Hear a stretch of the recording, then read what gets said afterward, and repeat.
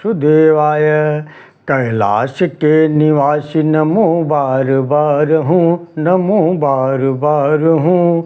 आयो शरण तिहारी शंभो तार तार तू। कैलाश के निवासी नमो बार बार हूँ, नमो बार बार हूँ। आयो शरण तिहारी शंभो तार तार तू। भक्तों को शिव तूने कभी नाराज न किया, मांगा जिन्हें जो चाह वरदान दे दिया। बड़ा तेरा है दायरा दातार बड़ा तू, दातार बड़ा तू। आयो शरण तिहारी शंभो तार तार तू। कैलाश के निवासी नमो बार बार हूँ, नमो बार बार हूँ। आयो शरण तिहारी शंभो तार तार हूँ।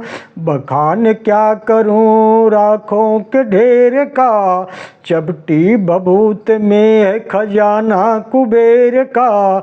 हे गंगाधर मुक्ति द्वार ओंकार तू, ओंकार तू। आयो शरण तिहारी शंभो तार तार तू। कैलाश के निवासी नमो बार बार हूँ, नमो बार बार हूँ। आयो शरण तिहारी शंभो तार तार तू। क्या क्या नहीं दिया बोले हम क्या प्रमाण दें, बस गए हैं त्रिलोक शंभु तेरे दान से। जहर पिया जीवन जिया कितना दातार तू, कितना दातार तू। आयो शरण तिहार शंभु तार तार तू। कैलाश के निवासी नमो बार बार हूँ, नमो बार बार हूँ। आयो शरण तिहार शंभो तार तार तू। तेरी कृपा बिना नहीं ले एक भी तिनका, एक भी तिनका। चलता है श्वास तेरी दया से हम सबका। कहे भक्त एक बार मोहे निहार तू, मोहे निहार तू। आयो शरण तिहारी शंभु तार तार तू। कैलाश के निवासी नमो बार बार हूँ, नमो बार बार हूँ। आयो शरण तिहारी शंभो तार तार तू।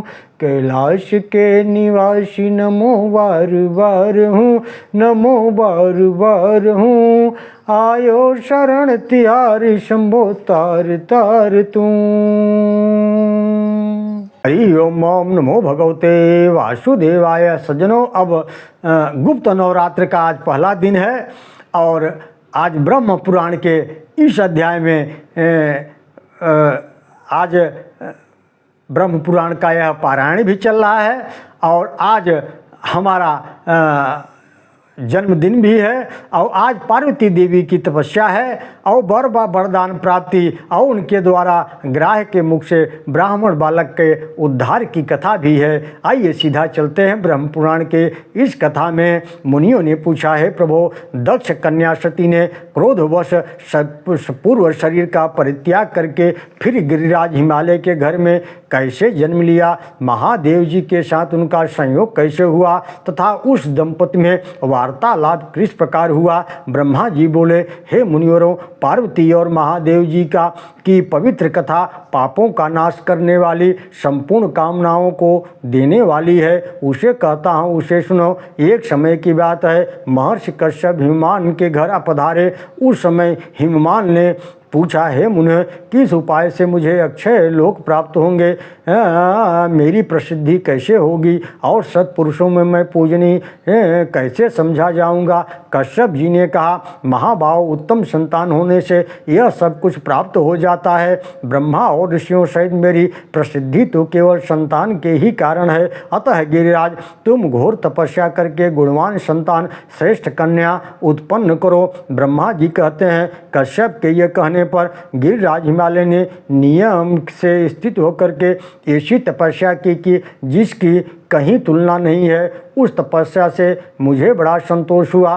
तब मैंने उनके पास जाकर कहा, उत्तम व्रत के पालन करने वाले गिरिराज, अब मैं तुम्हारी इस तपस्या से संतुष्ट हूँ, तुम इच्छा अनुसार वर मांग लो। हिमालय ने कहा, भगवान हे ब्रह्मा जी, मैं सब गुणों से सुशोभित संतान चाहता हूँ, यदि आप मुझ पर संतुष्ट हैं तो ऐसा ही वर दे दीजिए। गिरिराज की बात सुनकर मैंने उन्हें मनोवांछित वर देते हुए कहा, हे शैलेंद्र, इस तपस्या के प्रभाव से तुम्हारे कन्या उत्पन्न होगी, जिससे तुम सर्वत्र उत्तम कीर्ति प्राप्त करोगे।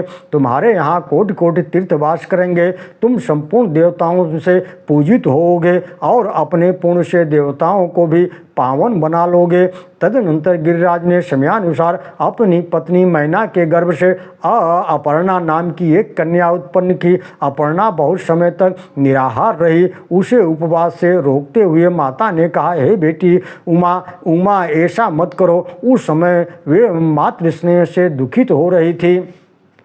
माता के यों कहने पर कठोर तपस्या करने वाली पार्वती देवी उमा नाम से ही संसार में प्रसिद्ध हो गई। पार्वती की तपस्या से तीनों लोग संतप्त हो उठे। तब मैंने उससे कहा, हे देवी, क्यों इस कठोर तपस्या से तुम संपूर्ण लोकों को संताप दे रही हो? हे कल्याणी, तुम्ही ने इस संपूर्ण जगत की सृष्टि की है, स्वयं ही इसे रचकर अब इसका विनाश न करो। हे जगन्माता, तुम अपने तेज से संपूर्ण लोकों को धारण करती हो, फिर कौन ऐसी वस्तु है जिसे तुम इस समय तपस्या द्वारा प्राप्त करना चाहती हो, वह हमें बतलाएं। ओम नमो भगवते वासुदेवाय। पार्वती देवी ने कहा, पितामह, मैं जिसके लिए यह तपस्या करती हूँ उसे आप जानते हैं, फिर मुझसे क्यों पूछते हैं? तब मैंने पार्वती से कहा, हे शुभे, तुम जिनके लिए तपस्या करती हो वे स्वयं ही तुम्हारा वरण करेंगे। भगवान शंकर ही सर्वश्रेष्ठ पति हैं, वे संपूर्ण लोकेश्वरों के ईश्वर हैं, हम सदा ही उनके अधीन रहने वाले किंकर हैं। हे देवी, वे देवताओं के भी देवता परमेश्वर स्वयंभू हैं, उनका स्वरूप बहुत ही उदार है, उनकी समानता करने वाला इस जगत में कोई नहीं है। तत्पश्चात देवताओं ने आकर परम सुंदरी पार्वती से कहा, हे देवी, भगवान शंकर थोड़े ही दिनों में आपके स्वामी होंगे, अब इसके लिए तपस्या न कीजिए। यूँ कहकर देवताओं ने गिरिराज कुमारी की प्रदक्षिणा की और वहाँ से अंतर ध्यान हो गए। पार्वती भी तपस्या से निवृत्त हो गई, किंतु अपने आश्रम में रहने लगी। एक दिन जब वे अपने आश्रम पर वो अशोक वृक्ष का सहारा लेकर खड़ी थी, देवताओं की पीड़ा दूर करने वाले भगवान शंकर वहां पधारे। उनके ललाट में चंद्राकार तिलक लगा था। वे बाह के बराबर नाटा और विकृत रूप धारण करके आए थे। उनकी नाक कटी हुई थी, कुबड़ निकला हुआ था, केशों का अंतिम भाग पीला पड़ गया था, उनके मुख की आकृति बिगड़ी हुई थी। उन्होंने माता पार्वती से कहा, हे देवी, मैं तुम्हारा वरण करता हूँ। उमा योग सिद्ध हो गई थी, आंतरिक भाव की शुद्ध से उनका अंतःकरण शुद्ध हो गया था। वे समझ गई कि ये साक्षात भगवान शंकर हमारे यहाँ पधारे हैं। तब उनकी कृपा प्राप्त करने की इच्छा से पार्वती ने अर्घ्यपाद्य और मधुपर के द्वारा उनका पूजन करके कहा, भगवान, मैं स्वतंत्र नहीं हूँ, घर में मेरे पिता मालिक हैं, वे ही मुझे देने में समर्थ हैं, मैं तो उनकी कन्या हूँ। यह सुनकर देवाधिदेव भगवान शंकर ने उस विकृत रूप में ही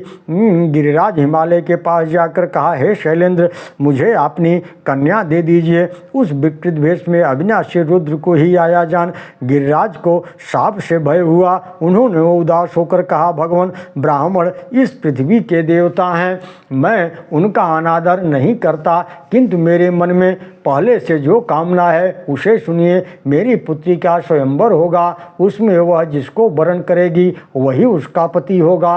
हिमालय की बात सुनकर भगवान शंकर ने देवी के पास आकर के कहा, तुम्हारे पिता ने स्वयंवर होने की बात कही है, उसमें तुम जिसका वरण करोगी वही तुम्हारा पति होगा। उस समय किसी रूपवान को छोड़कर तुम मुझ जैसे अयोग्य का वरण कैसे करोगी? उनके योग कहने पर पार्वती जी ने उनकी बातों पर विचार करते हुए कहा, हे महाभाग, आपको अन्यथा विचार नहीं करना चाहिए, मैं आपका ही वरण करूंगी, इसमें कोई अनोखी बात नहीं है। अथवा यदि आप मुझ पर संदेह है तो मैं यही आपका वर्ण कर लेती हूँ। यूँ कहकर पार्वती देवी ने अपने हाथों से अशोक का गुच्छ लेकर के भगवान शंकर के कंधे पर रख कर कहा, हे देव, मैंने आपका वर्ण कर लिया। भगवती पार्वती के इस प्रकार वर्ण करने पर भगवान शंकर ने उस अशोक वृक्ष को अपनी वाणी से सजीव करते हुए कहा, अशोक, तुम्हारे परम पवित्र गुच्छों से मेरा वर्ण हुआ है, इसलिए तुम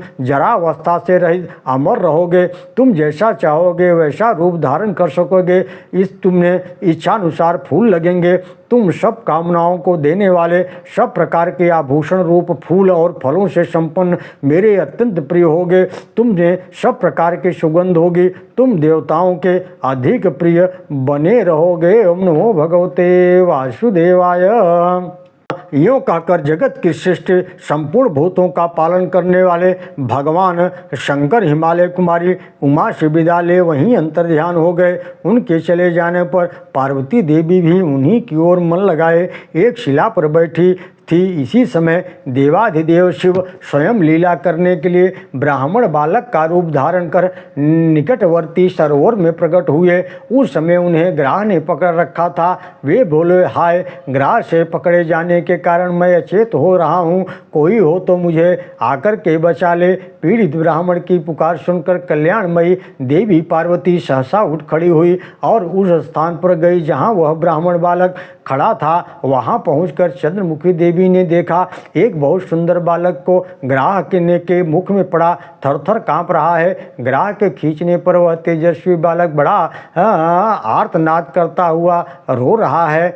उस ग्राहग्रस्त बालक को देखकर देवी उमा दुख से आतुर हो गई और बोली, हे ग्राहराज, यह अपने पिता माता का एक ही बालक है, इसे शीघ्र छोड़ दो। ग्राह ने कहा, देवी, छठे दिन पर जो सबसे पहले मेरे पास आ जाता है उसी को विधाता ने मेरा आहार निश्चित किया है। हे महाभागे, यह बालक आज छठे दिन ब्रह्मा जी से प्रेरित होकर ही मेरे पास आया है, अतः मैं इसे किसी प्रकार नहीं छोड़ूंगा।